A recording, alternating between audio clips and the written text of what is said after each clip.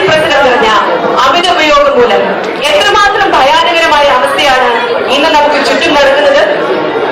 സർക്കാരുകളെയും പ്രസ്ഥാനങ്ങളെയും പഴിചാറ്റുന്നതിനപ്പുറം നാം നമ്മെ തന്നെ ശോധന ചെയ്യുക. ദൈവത്തിന്റെ സ്വന്തം നാടിനെ സാത്താന്റെ കരാള ഹസ്തത്തിൽ നിന്നും നമുക്ക് വിടുവിക്കാം. സമാധാനം നിറഞ്ഞ ആ പഴയ നാടുകളിലേക്ക് നമുക്ക് തിരിച്ചു പോകാം. അബുദാബി സെന്റ് ജോർജ് ഓർത്തഡോക്സ് ഭക്തമറിയം വനിതാ സമാജം അഭിമാനത്തോടെ നിങ്ങളുടെ മുന്നിൽ അവതരിപ്പിക്കുന്നു മാറി മറിയുന്ന കാലം. യഹോവന്റെ ഇടയനാകുന്നു, എനിക്ക് മുട്ടുണ്ടാകില്ല. പച്ചയായ ഉൾപ്പറകൾ അവനെ കിട്ടുന്നു. എന്താ ഇത്ര ചിരിക്കാൻ? യൂട്യൂബിൽ എത്ര തമാശയാ. ചെറിയ ചെറിയ കാര്യം ഇത്ര തമാശയോട് അവതരിപ്പിക്കുന്നു. ഒരു വലിയ കാര്യമോ? എന്നെ കൊണ്ടൊന്നും ഇങ്ങനെ പറ്റത്തില്ല. നീ ഇങ്ങനെ കണ്ടിരുന്ന് ചിരിക്കുമ്പോ അത് പോസ്റ്റ് ചെയ്യുന്ന ആൾക്ക് കാശ് കിട്ടിക്കൊണ്ടിരിക്കുക. ഈ യൂട്യൂബിൽ നിന്ന് കാശ് കിട്ടുന്നു പറയുന്നത് ശരിയാണ്? വെറുതെ പറയുന്നതല്ല. വെറുതെയോ? നിനക്കറിയാമോ, ആ ഷാജസ് കറിയായിക്ക് ഒരു മാസം 76 ലക്ഷം രൂപയാണ് യൂട്യൂബിൽ നിന്ന് കിട്ടുന്നത്. ഓ, ഇത്രയും കാശ് കൊടുക്കാൻ യൂട്യൂബിന് എവിടെ ഇത്ര പൈസ?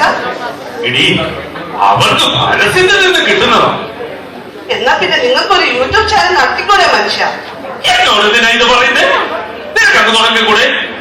അല്ലെങ്കിൽ നിങ്ങളെ ഒന്നിനും കൊള്ളത്തില്ല. ആ ഷാജസ് കറിയെ നോക്ക്, 76 ലക്ഷം രൂപ ഒരു മാസം ഉണ്ടാക്കുന്നത്. നീ പോയി അവന്റെ കൂടെ ഒക്കെ പുറകെ തുടങ്ങി എന്നും ഇതുവല്ല. മടുത്തു എന്റെ ഒരു വിധി. നിങ്ങൾ ഏതോ ഒരു ട്യൂബിന്റെ കാര്യം പറഞ്ഞു വഴക്കിടാതെ സന്ധ്യയായി ദൈവത്തെ വിളിക്കാൻ നോക്ക്.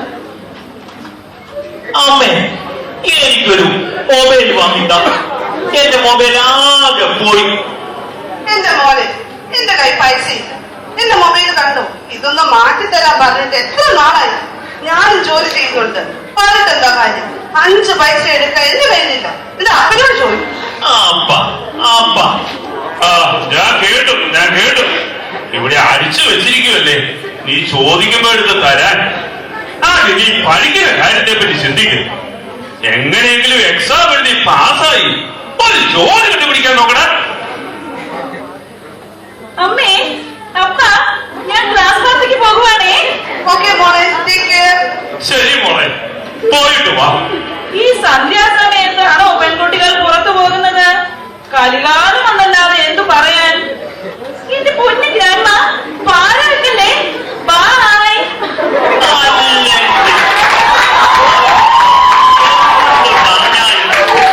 സാധിച്ചു കൊടുക്കും. എനിക്ക് ഒരു വിലയുമില്ല. എന്നെ ആർക്കും ഇഷ്ടമില്ല. മോനിക്ക് വാ. മോൻ അങ്ങനെയൊന്നും പറയരുത്. അപ്പയുടെ കയ്യിൽ പൈസ ഇല്ലാഞ്ഞിട്ടല്ലേ? അതൊന്നും അല്ല. എന്നെ ഇവിടെ ആർക്കും ഇഷ്ടമല്ല. എന്നെ ഇവിടെ ആർക്കും വേണ്ട. ഞാനിവിടെ ഒരു അധികം പറ്റ.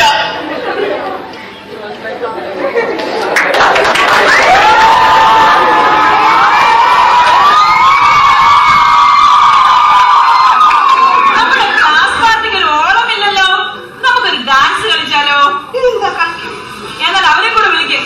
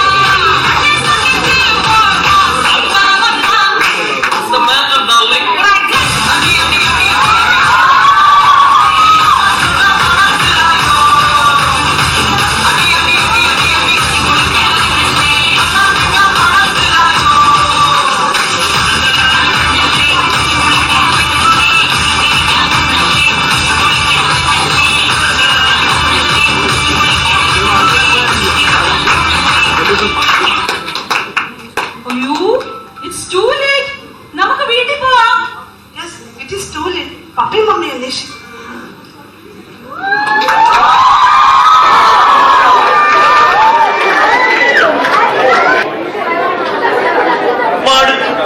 വീട്ടുകാർക്കും വേണ്ട, നാട്ടുകാർക്കും വേണ്ട, എന്റെ വിഷമം കേൾക്കാം.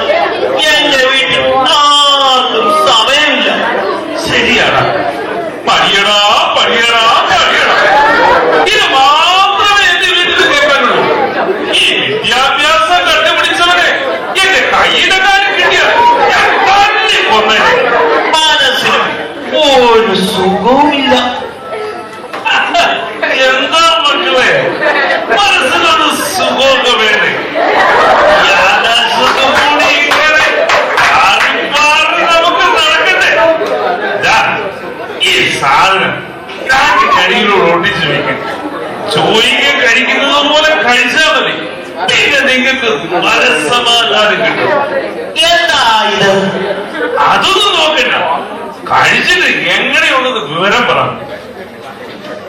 ഇത് കൊള്ളാമല്ലോ ചേട്ടാ, കുറച്ചുകൂടി താ ചേട്ടാ. ഇതിന് ഭയങ്കര വിലയാണ്. പക്ഷേ ഇന്ന് ഇത് നിങ്ങൾക്ക് ഫ്രീയാണ്. നാളെ 500 രൂപ കൊണ്ടുവന്നാൽ ഇനിയും തരാം. പൈസയുമായി നാളെ നിങ്ങൾ ഇവിടെ തന്നെ വരണം. ഓക്കെ?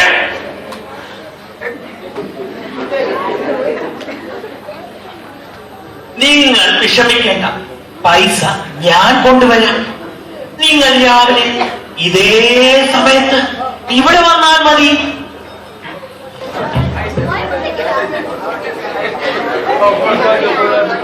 എങ്ങനെ 500 രൂപ ഉണ്ടാക്കാം? ഒരു വഴിയും കാണുന്നില്ലല്ലോ. പപ്പയുടെ പോക്കറ്റിൽ നിന്ന് എടുത്താലോ?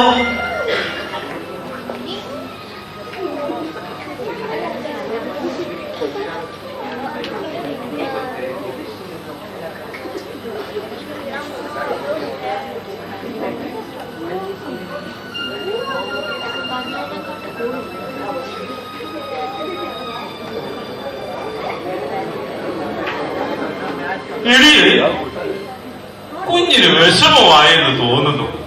അതെ, അവന് നല്ല വിഷമമായി. കുഞ്ഞു? ഇവിടെ ആരാ ഇപ്പോൾ കുഞ്ഞ്? എത്ര ബുദ്ധിമുട്ടിയാലും ഈ മാസം തന്നെ അവൻ പറയുന്ന മൊബൈല് വാങ്ങിക്കൊടുക്കണം. അതിപ്പോ എങ്ങനെ നടക്കാനാ? മോളെ എക്സാം ഫീ അരച്ചന്റെ കടം ഇതുവരെ തീർന്നില്ലല്ലോ. സാരമില്ലടി, കട ഒഴിഞ്ഞൊരു കാലം നമുക്കുണ്ടായിട്ടുണ്ടോ? കുറച്ചുകൂടി കടം വാങ്ങിയാലും വേണ്ടില്ല, അവൻ അത് വാങ്ങിക്കൊടുക്കണം. ഒന്നുമല്ലെങ്കിൽ അവൻ മയക്കുമരുന്നിന്റെയും മദ്യത്തിന്റെയും ഒന്നും പിറകെ പോകുന്നില്ലല്ലോ. അവൻ വിഷമിച്ചാൽ എന്റെ നെഞ്ച് തകരും. അവന്റെ മുന്നിൽ നിന്ന് കരയാതിരിക്കാനാ ഞാൻ അവിടെ നിന്നൊന്നും പറയാതിരുന്നത്. സാരമില്ല, അവൻ നമ്മുടെ മകനല്ലേ. നമ്മുടെ അവസ്ഥയൊക്കെ അവന് അറിയാം. എടി, അവൻ എനിക്ക് ആരാണെന്ന് അറിയാമോ? അവൻ എന്റെ ചോരയല്ലേ? എന്റെ പൊന്നു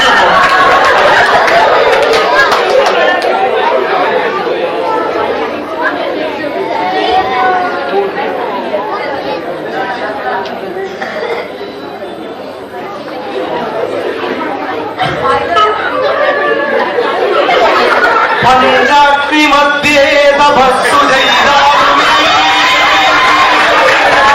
പാപകർമ്മത്തിൻ പ്രതിക്രിയയാകുമോ?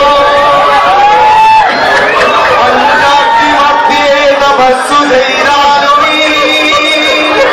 പാപകർമ്മത്തിൻ പ്രതിക്രിയയാകുമോ?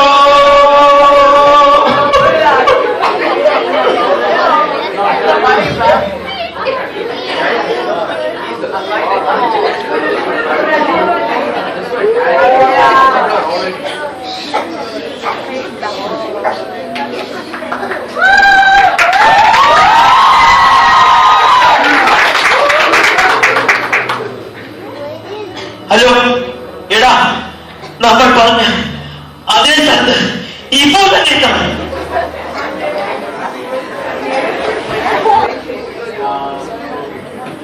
എടാ മക്കളെ, പൈസ കൊണ്ടുവന്നിട്ടുണ്ടോ? എടാ, ഇന്നലെ നീയൊക്കെ ഞങ്ങൾക്ക് എന്താ തന്നത്? സിന്തറ്റിക്കും മയക്കുമരുന്നെല്ലാം കൂടെ. എന്തായാലും നിങ്ങൾക്ക് സ്വർഗം കിട്ടിയില്ലേ? ആ സ്വർഗം ഞങ്ങൾക്ക് വേണ്ട. പൈസ കൊണ്ടുവന്നിട്ടുണ്ടെങ്കിൽ സാധനം ഇപ്പൊ തീരുവേ.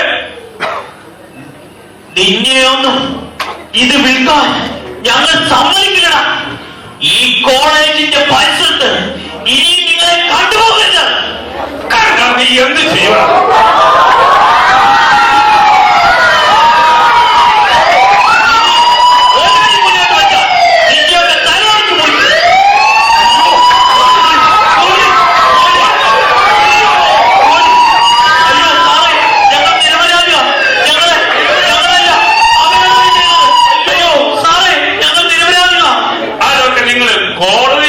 പറഞ്ഞാ മതിയുടെ മക്കളെ.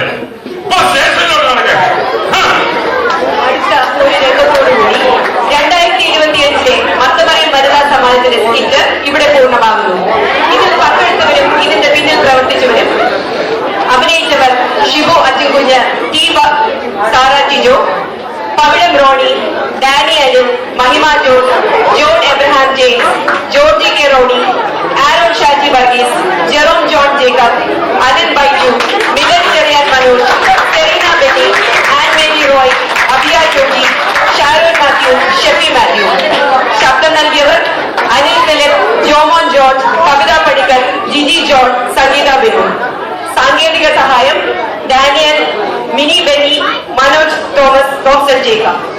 സംവിധാന സഹായം അനിൽ ഫിലിപ്പ്, ഷിബു അച്ചൻകുഞ്ഞ്. രചനാ സംവിധാനം സുഗു തങ്കച്ചൻ.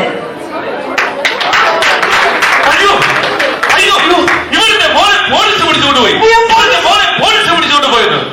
പോലീസോ? എന്തിന്? മയക്കുമരുന്ന് കൈവശം വെച്ചു വന്ന, വിൽക്കാൻ ശ്രമിച്ചു വന്ന എന്നൊക്കെയാണ് കേൾക്കുന്നത്. അയ്യോ